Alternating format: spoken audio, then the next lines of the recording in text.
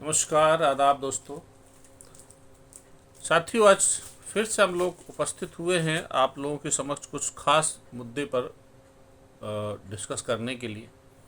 और जैसा कि आप लोग जानते हैं कि हमारे यहाँ देश में लगातार गैर जिम्मेदार पूर्ण रवैया प्रशासनिक या पुलिस अधिकारियों के द्वारा अपनाए जाने के आए दिन उदाहरण हम लोगों के समक्ष आते रहते हैं। इसी कड़ी में एक कोई सीईओ हैं, उन्होंने बयान दिया कि एक खास वर्ग के विरोध में, और वो बयान दिया गया एक पीस कमेटी मीटिंग में। तो दोस्तों, बयान आप लोगों ने सुना ही होगा कि उन्होंने ईरान को लेकर जो है कुछ बात कही, और उसके बाद मस्जिदों में नमाज़ों को लेकर कुछ बात कही। बयान मामला ये नहीं है, मामला ये है कि उन्होंने ये बयान दिया क्यों। दोस्तों, अगर हम इसके बैकग्राउंड में जाएं तो इसका जवाब आपको बैकग्राउंड मिलेगा, कुछ साल पहले मिलेगा आपको। और ये सवाल का जवाब छुपा हुआ है 2012, 13, 14 में, जब यूपीएससी ने ऑप्शनल पेपर हटाकर सीसेट का पेपर लॉन्च किया और एक ऑप्शनल हटाकर दो ऑप्शनल हुआ करते थे, सिर्फ एक ऑप्शनल कर दिया। उस समय ऐसे बहुत सारे बच्चे, जो 2013 की बात है, बहुत सारे बच्चे सेलेक्ट हुए। और उस वो जो बच्चे सेलेक्ट हुए सीसेट क्वालिफाई करने के बाद में, जब अलग अलग एकेडमीज में वो अलग अलग सर्विसेज में सेलेक्ट होने के बाद ट्रेनिंग सेंटर जाते हैं, तो वहाँ उनके ऊपर सवाल उठता है। और उन्होंने यूपीएससी को लिखा बाकायदा कि ये जो बच्चे हैं, इनका मेंटल लेवल उतना स्ट्रॉन्ग नहीं है, उतना हाई नहीं है, और ये कोई छोटे मोटे एग्ज़ाम के लायक भी नहीं है, और ये इनको इतना बड़े बड़े अधिकारी बनाया जा रहा है। उसके बाद यूपीएससी ने इस पर एक्शन लिया और सीसेट का जो पेपर है उसको क्वालिफाइंग कर दिया। इसलिए किया गया था कि जो बच्चे इंग्लिश मीडियम, जिनका इंग्लिश कमज़ोर होता था, इंग्लिश मीडियम फेल हो रहे थे, वो बच्चे जिनका तैयारी बहुत अच्छा था लेकिन इंग्लिश वीक था और पेपर में फेल हो जा रहे थे, तो वो जो है उसको पेपर को क्वालिफाई करें और जिससे मेरिट अच्छी जाए। उसके बाद से लगातार यूपीएससी में कट ऑफ डाउन गई। मेरिट मेंस में मार्किंग जो लिस्ट है वो बहुत डाउन गई। और उसके बाद जो बच्चे आए, जो सिलेक्टेड बच्चे, उनका मेंटल लेवल बहुत पहले 2011-12 से पहले जो बच्चे होते थे उनसे बहुत डाउन है, बहुत ज़्यादा डाउन। यूपीएससी अब सिर्फ जो है वो सिर्फ एक कंपटीशन रह गया है, जबकि पहले ये सपोज किया जाता था, ये एक्सपेक्ट किया जाता था, सॉरी, कि यूपीएससी के जो बच्चे हैं वो दो दो ऑप्शनल हुआ करते थे, उनको पढ़ा जाता था ऑप्शनल, और प्रीलिम्स भी बहुत लोगों के नहीं निकला करते थे, तो वो उनसे पहले एक्सपेक्ट किया जाता था कि बहुत ज़्यादा बौद्धिक और बहुत ज़्यादा स्ट्रॉन्ग माइंडेड, बहुत ज़्यादा पेशेंस वाले और बहुत मैच्योर्ड और बहुत ज़्यादा ज्ञानी बच्चे जो है यूपीएससी निकाला करते थे। लेकिन अब वो चीज़ नहीं है। अब सिर्फ यूपीएससी डीपी अग्रवाल साहब के आने के बाद से सिर्फ एक एग्ज़ाम रह गया है। सिलेबस पढ़िए, उसको कंप्लीट करिए। हिस्ट्री सीमित कर दिया गया है ना, ऐसे विषय। अब जैसे इतिहास विषय बहुत इम्पोर्टेंट विषय है, जो कि भारत जैसी जो अलग अलग विपरीत परिस्थितियों वाला देश है, जहाँ अलग अलग लोगों के अलग अलग कल्चर्स हैं, अलग अलग तौर तरीके हैं, रहन सहन है, अलग अलग वेशभूषा है, ऐसे देश में इतिहास या कल्चर एक बहुत महत्वपूर्ण भूमिका निभाता है, और उसकी जानकारी बच्चों को होना बहुत ज़रूरी है। मैं बहुत सारे ऐसे सिविल सर्वेंट से मिला हूँ, आईएएस आईपीएस से, जो अक्सर मुझे ये कहते पाए जाते हैं, मैंने जिन्हें कहते पाया कि इतिहास उनको समझ में नहीं आता। दोस्तों, ये सारी जड़ उसी में छुपी हुई है। यूपीएससी का लेवल डाउन हुआ, और यूपीएससी को देखते देखते स्टेट्स ने भी अपना लेवल डाउन किया। नतीजा कि अब ये जो 2011, 12, 13 के बाद जो लड़के आ रहे हैं, ये उतने ज़्यादा मेंटली मैच्योर्ड नहीं है।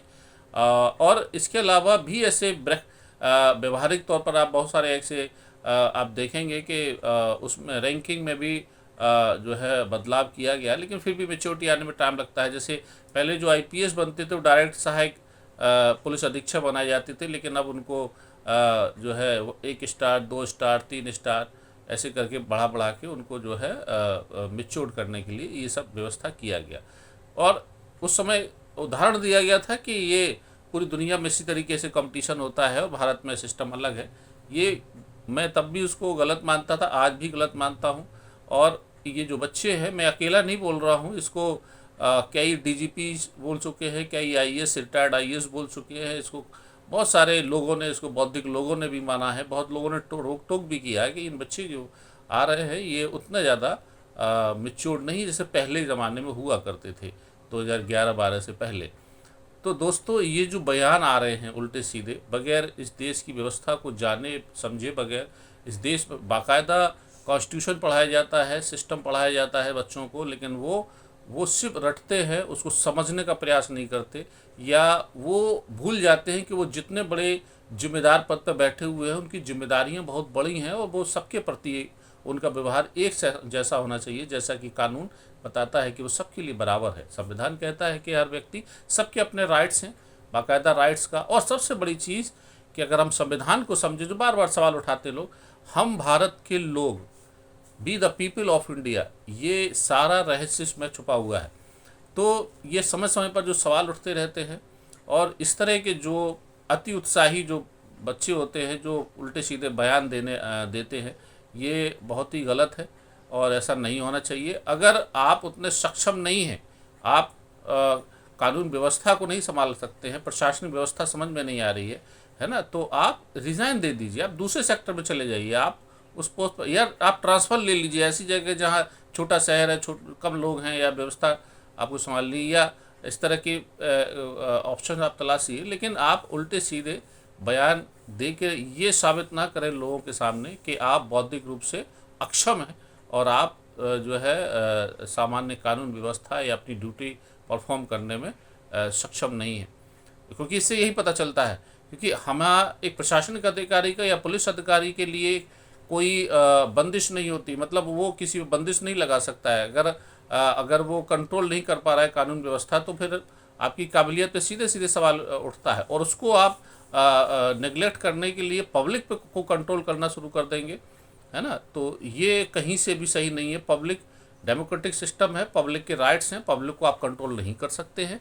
पब्लिक गलत करेगी तो आपको अधिकार है, लेकिन अगर पब्लिक अपने रेगुलर काम परफॉर्म कर रही है तो आप उसको डिस्टर्ब नहीं कर सकते हैं, ठीक है। अब आप कानून व्यवस्था के नाम पर या किसी और बहकावे में आकर या किसी खास मानसिकता से किसी को कंट्रोल करने की कोशिश करें, उसको नाजायज़ दबाने की कोशिश करें, नाजायज़ परेशान करने की कोशिश करें, तो ये आपके हक अधिकार क्षेत्र से बाहर। फिर वही होता है कि लोग कोर्ट जाएंगे, कचहरी जाएंगे, वहाँ से स्टे लाएंगे, आपको कोर्ट जाना पड़ेगा, जवाब देना पड़ेगा, वहाँ तमाम ह्यूमिलेशन होगा तमाम तरह का, उससे पूरे विभाग का ह्यूमिलेशन होता है, और सवाल प्रश्न जो उठना शुरू हो जाते हैं।